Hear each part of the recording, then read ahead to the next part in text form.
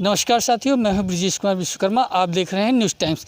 आज हम आपको ले आए हैं राजमहल, राजा जौनपुर की हवेली, जहां से यह कहा जाता है कि पहले देश में राजनीति की जो है शुरुआत इसी राजमहल से की जाती थी। कौन नेता कहां से लड़ेगा, इन सब मुद्दों पर हम चर्चा करने के लिए आज हमारे साथ मौजूद हैं वरिष्ठ पत्रकार और संपादक जौनपुर समाचार के महेंद्र जी। आइए सीधे हम इनसे बात करते हैं कि क्या है राजमहल का इतिहास। जी महेंद्र जी, आपका बहुत बहुत स्वागत है।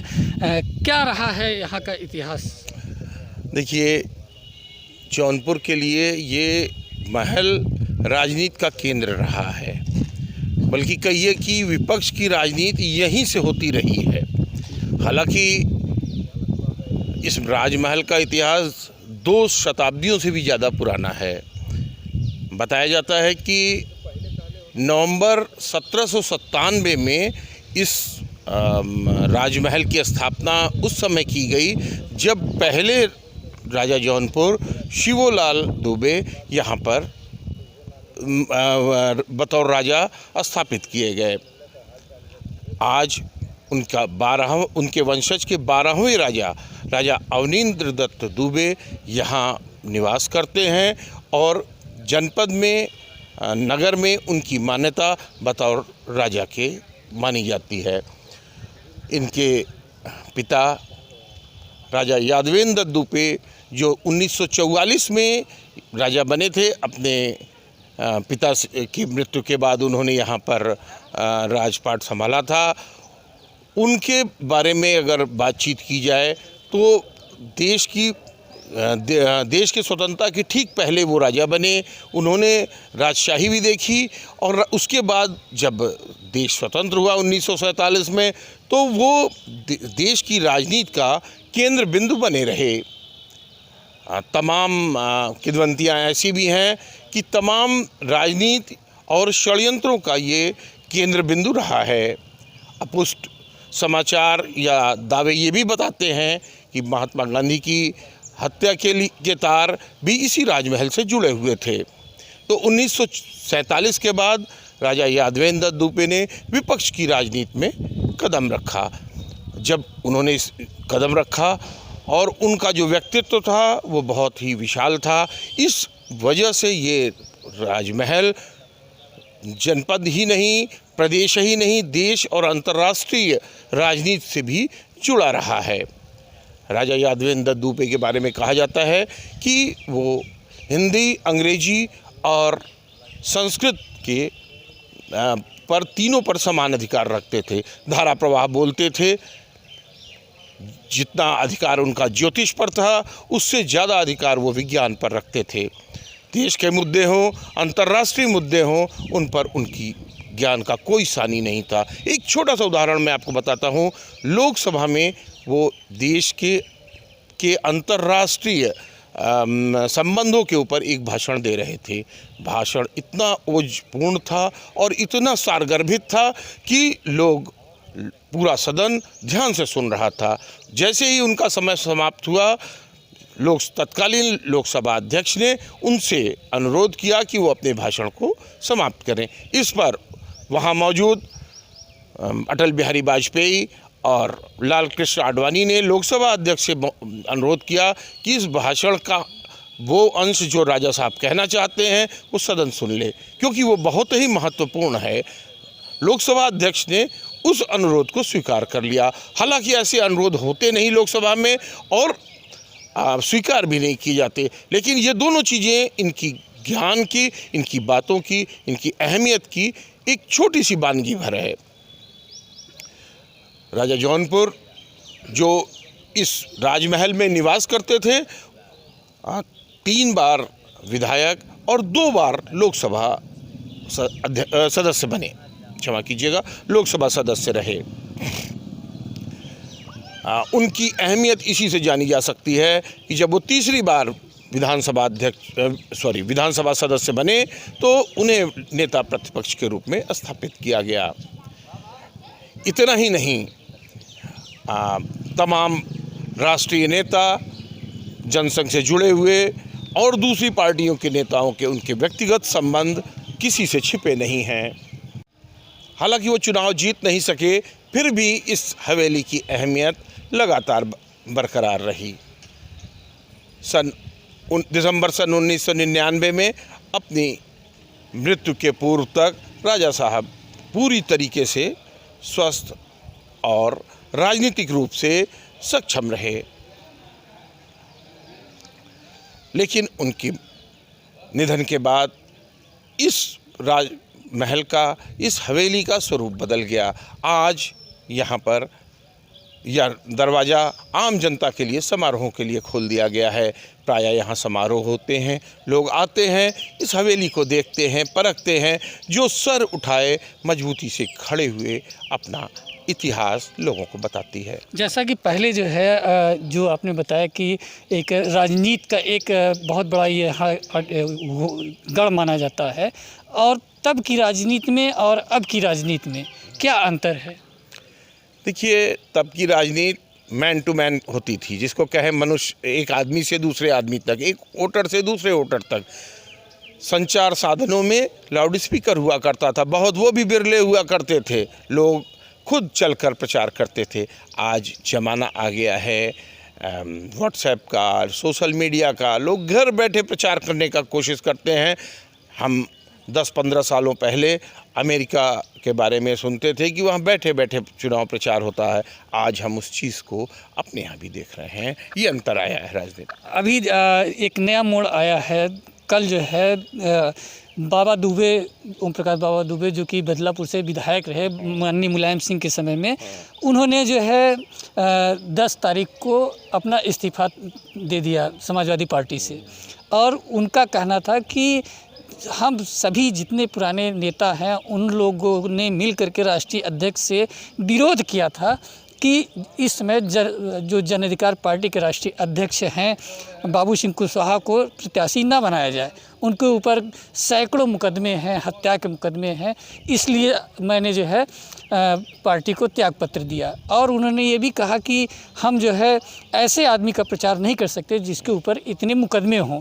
तो ऐसे में क्या स्थितियां होंगी, जबकि सारे जो है इस समय समाजवादी पार्टी और बनाम भारतीय जनता पार्टी चुनाव हो रही है, तो इसमें क्या गढ़ माना जाए कि क्या स्थितियां रहेंगी? जी देखिए, बहुत अच्छी बात कही बाबा दुबे ने। अगर वास्तव में सैद्धांतिक रूप से देखा जाए और नैतिक रूप से देखा जाए तो ये बहुत अच्छी बात कही है बाबा दुबे ने कि वो किसी भी क्रिमिनल रिकॉर्ड वाले का चुनाव प्रचार करने से हिचक रहे हैं। लेकिन अगर पूरी राजनीति देखी जाए तो इससे ज़रा सा अंतर दिखता है। मैं एक समाजवादी पार्टी के प्रत्याशी बाबू सिंह कुशवाहा का एक कोट आपको दोहराना चाहता हूं, जो उन्होंने यहां आने के बाद तुरंत पत्रकारों से कहा था कि कौन नहीं है अपराधी। तो देखिए, अगर राजनीति में शुचिता की बात करें, सफाई की बात करें, अगर राजनीति में इसकी बात करें कि नहीं अपराध मुक्त होनी चाहिए, तो ये तो हर किसी के ऊपर लागू किया जाना चाहिए ना। आज राजनीति और अपराध दूध पानी की तरह एक हो गया है, इसको अलग करना मुश्किल है। मैं व्यक्तिगत तौर पर जिस भावना, जिन शब्दों के साथ बाबा दुबे ने पार्टी छोड़ी है उसका समर्थन जरूर करता हूं, लेकिन फिर एक बात कहता हूं कि इसको हथियार की तरह ना इस्तेमाल किया जाए। बतौर पत्रकार मैं ये कहता हूं कि इसको हथियार की तरह ना इस्तेमाल किया जाए कि जब हमें ज़रूरी हो हम निकाल कर फायर कर दें कि अपराधी है, और जब ज़रूरी ना हो, जब हमारे पक्ष में फैसला हो तो हम उसको। तो इस तरीके से अगर देखा जाए तो जितने भी इस बार 2024 चुनाव में, लोकसभा चुनाव में सभी प्रत्याशी बाहरी हैं और सभी के ऊपर कुछ न कुछ मुकदमे हैं। किसी के ऊपर घोटाले के मुकदमे हैं तो किसी के ऊपर हत्या के हैं, किसी तमाम ऐसे मुद्दे। तो इस में जो है चारों तरफ पहले चुनाव आता था तो हर चौराहों पर, चाय की दुकान पर, पान की दुकान पर लोग चर्चाएं करते दिखते थे। आज की स्थिति ऐसी है कि कहीं कोई सुनगुनाहट नहीं दिख रही है। हर जगह जो है एकदम सन्नाटा पसरा हुआ है। नहीं तो हर जगह आप सुबह निकल जाते थे सड़क पर तो देखते थे पर्चियाँ तमाम फेंकी रहती थी, 10-12 लोग जगह जगह जनसंपर्क करते थे, लेकिन ऐसा अब नहीं है। इसलिए क्यों ऐसा हो रहा है? देखिए, जनता मौन है। जनता अगर बोलती तो चट्टी चौराहों पर बात होती। जनता अभी देख रही है। इसकी वजह बाहरी प्रत्याशी मन मुताबिक प्रत्याशी न होना हो सकता है। मैंने पिछले एपिसोड में भी आपको इस बारे में चर्चा की थी कि जो प्रतिबद्ध वोट है, प्रबुद्ध, उसका जो प्रबुद्ध वर्ग है, जो किसी भी पार्टी के साथ उनकी नीतियों, उनके कार्यक्रमों, उनके नेताओं के साथ जुड़ता है, वो एकदम मौन है।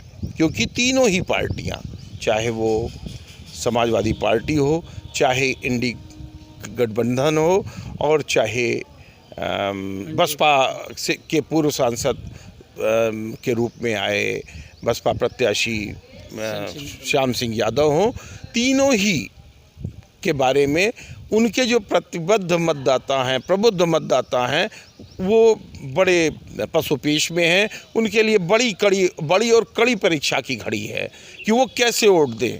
आप अगर, मैं दोहराऊं उन्हीं बातों को कि अगर कृपाशंकर सिंह को लीजिए, जो भाजपा के प्रत्याशी हैं, वो कांग्रेस की राजनीति करके आए हैं, एकदम ध्रुव विरोधी, दो ध्रुव हैं, वो दूसरे ध्रुव पर थे, अचानक वो 2 साल पहले, 3 साल पहले भारतीय जनता पार्टी में आए, आज प्रत्याशी बनकर खड़े हैं।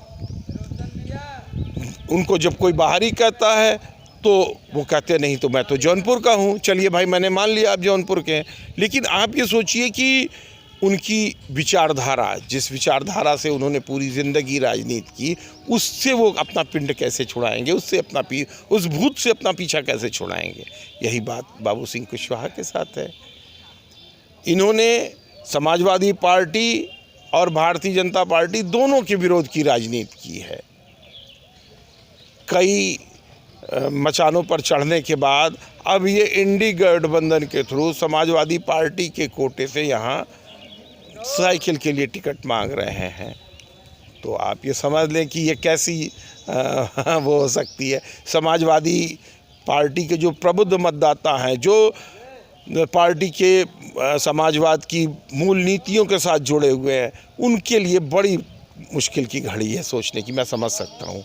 रही बात श्याम सिंह यादव की, तो ये श्याम सिंह यादव पूर्व अधिकारी रहे हैं। लोकसभा में इनका कार्यकाल अच्छा रहा है। हालांकि लोगों का कहना है कि जनपद में ये नदारत रहे, लेकिन लोकसभा में मौजूद रहे। इनका कहना है कि हम वहाँ आपकी बातें उठाते रहे, ठीक है। लेकिन बसपा की धुर विरोधी समाजवादी पार्टी के साथ इनकी गलबहियाँ और इनकी एक लेटर के माध्यम से अपना आक्रोश व्यक्त करना अखिलेश यादव के प्रति कि आपने मुझको बार बार टिकट देने को कहा, सजातीय होने के बावजूद भी आपने मुझको धोखा दिया, आपका सत्यानाश हो, आपका बुरा हो, ये कहने के बाद फिर बसपा से टिकट दे देना, एक पार्टी विरोधी गतिविधियां, एक पार्टी का सांसद दूसरी पार्टी से टिकट के लिए लगातार जुड़ा हुआ है। और तो ये तो उन बसपा का जो कैडर है, प्रबुद्ध वर्ग है, वो बिल्कुल उसके बर्दाश्त नहीं होगा। उसके लिए बड़ी परीक्षा की घड़ी है, बड़ी संकट की घड़ी है कि वो कैसे वोट दे। तो ये एक बहुत बड़ा मैटर है कि प्रत्याशी पार्टियों के जो प्रतिबद्ध मतदाता हैं, उनके तरीके के नहीं हैं, उनके मिजाज के नहीं हैं, उनके जायके के नहीं हैं, इसलिए भी वो वही चर्चाएं बढ़ाता है, वही आगे बढ़ाता है। बाकी चीज़ें गर्मी है, धूप है, वो है, तो चुनाव तो हमेशा ऐसे होते रहें, ये सब बातें नहीं है। मेन बात यही है कि अगर एक भी मिजाज का उनके प्रत्याशी होता तो ये चर्चाएं आपको देखने को मिलती। जैसा कि अभी हमारी बात हो रही थी वरिष्ठ पत्रकार और संपादक जौनपुर समाचार के महेंद्र जी से, उन्होंने बताया कि क्या राजनीति होगी यहाँ की और क्या मतदाता क्यों मौन है और आगे आने वाले 25 तारीख को क्या परिणाम आएंगे, कैसे लोग मतदाता, गर्मी है, कौन वोट देने निकलेगा, कौन नहीं निकलेगा। जबकि निर्वाचन आयोग के निर्देशानुसार जिला प्रशासन तेज़ी से प्रचार कर रहा है कि लोग घरों से निकलें और मतदान करें। फिलहाल आगे हम देखेंगे कि 4 जून को क्या परिणाम आता है और ये प्रत्याशियों की क्या, किसकी भाग्य खुलते हैं, कौन लोकसभा में जाता है। Brijesh Kumar Vishwakarma, news times, Jaunpur.